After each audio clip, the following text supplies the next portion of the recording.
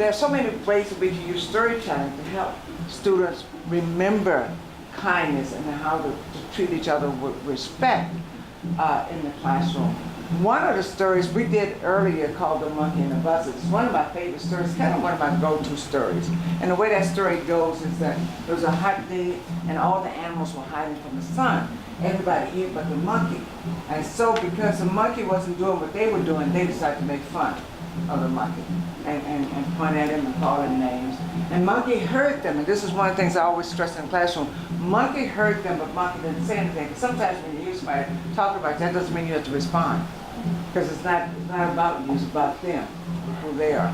But the way the story goes on is that, but the monkey had his eye on a vulture.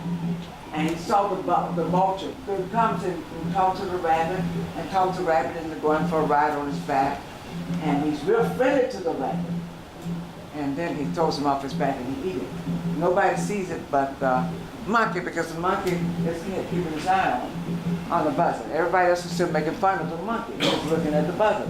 Then the buzzard come back and get squirrel. He eats squirrel. Same thing, does a trick. And then when he comes back the next day, the third day, he goes up to monkey.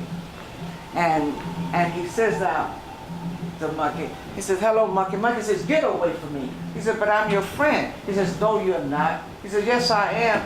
And he says, are those little animals your friend? And he says, yes they are.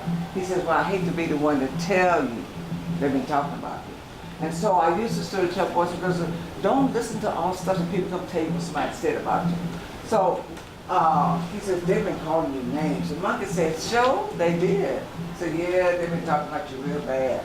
But I would never do that because I'm a real friend. And to prove to you I'm a friend, I'm going to take you for a ride. Get on my back. So monkey gets on his back, and they go up in the sky, and they fly around. And he says, how you like it up here, monkey? Because monkey had never been hiding in the trees. He said, I love it. This is so nice.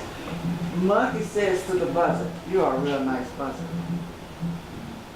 Buzzard said, I knew you would like it up here. You hold on for the land. And buzzard forgets that the monkey's on his back. He starts singing, I'm going to have some monkeys too. Monkey said, what did you say? He said, oh, I said, it's fun being up here with you. That's what I said. Monkey said, I thought that's what you said. So he said, hold on, we're going in for the land. And he flew real fast and tried to throw him off, but monkey put his tail and started choking him around the neck. And he said, you're choking me. He said, you better straighten up and fly right. And then when he landed, monkey got off his back and never came back. And so I used to tell the boys and girls, first of all, we have the number one rule in life, stories are used to teach. All cultures have stories, right? But growing up down south, this is how we learn life through stories and sayings, you know. All cultures have them, and African American cultures particularly. The number one rule is to pay attention. I always tell boys, you have to pay attention. If you're busy making fun of somebody, are you paying attention? Are you learning in the classroom? Are you listening in the classroom? Are you paying attention to what your parents are telling you to do, right? The next rule is about making fun. And that same old rule that you have one fingers pointing at somebody else, how many fingers you have pointing back at yourself. You know, reminding boys and girls what kindness looks like, because oftentimes we forget, we can't turn our television on anymore hardly and see kindness. Because that doesn't lead the story on the news. It's the opposite. And so how do we do that in our homes, and how do we remind them? Sometimes it's just a statement. It's like if my mother wanted me to act right, or my father wanted me to remember a lesson, he might say, remember the monkey and the buzzard. That's all they need to say. They didn't have to tell you the story because you've heard it. You know, so saying that we get from the stories. And so pay attention and not make fun of our lesson. Now I also use it in the classroom to teach writing. Because I've been teaching writing for a long time. I teach a young authors conference. And I find boys and girls often have great ideas, but they don't know how to develop the ideas. And stories is a great way that you can tell part of the story or different point of views of the story. How do you think Monkey really felt when he heard them making fun? What are those feelings that he has? But also that story used to talk about the structure of folk tales, and things didn't happen in 3 in folk tales. So we can talk about story structure. Another story that I used to, this year, I focus on kindness. That's been my view, to focus on kindness. So wherever I go and travel to tell stories or teach, I've been focusing on kindness.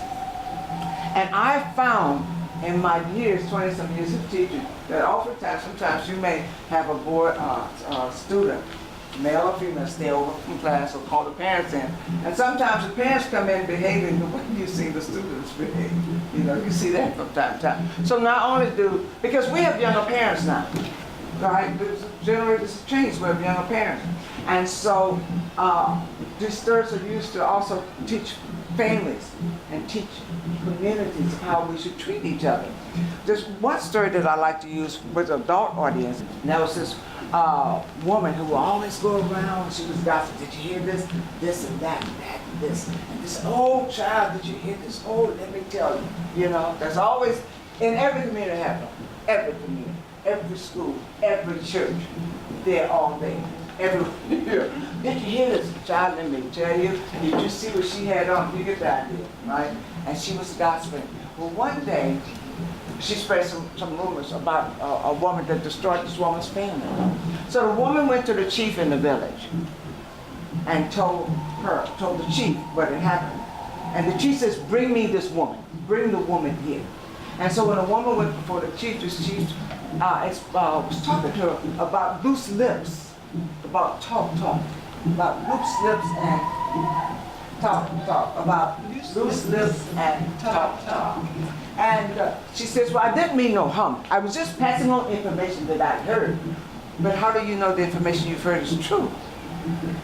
And so as he finished talking to the lady, he says, I think you are guilty. And what you should do, you should come back here tomorrow. But when you come, bring me a sack of feathers. Bring all different kinds of feathers. Bring me a big sack of feathers.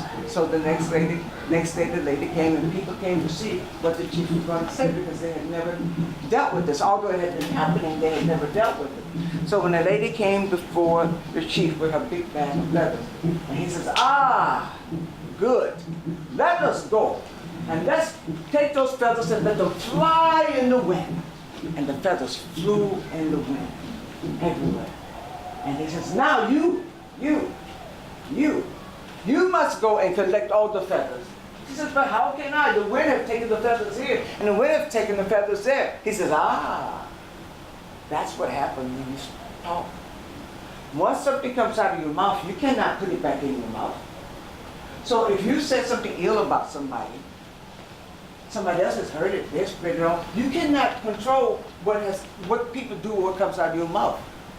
Does that make sense? Mm-hmm. You cannot control what comes out of your mouth and people hear and they spread. You can control that. So let that be a lesson. And so that's what I remind boys and girls. So sometimes in the classroom, I hear bosses say, you monkey, you this, and you that. Say, hey, no.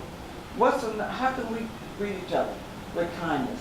One third grade class I was teaching, we were there, they were going to do a performance.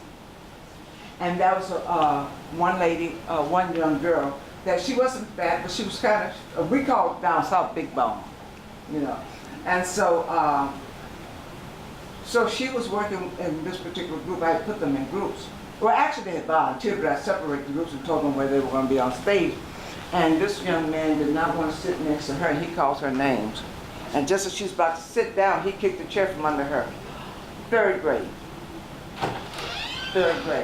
So, then that was a moment to sit and tell the story. And then talk about how we hurt. Well, I didn't mean no harm. Or sometimes boys and girls will say in the classroom, or adults will say, I'm sorry.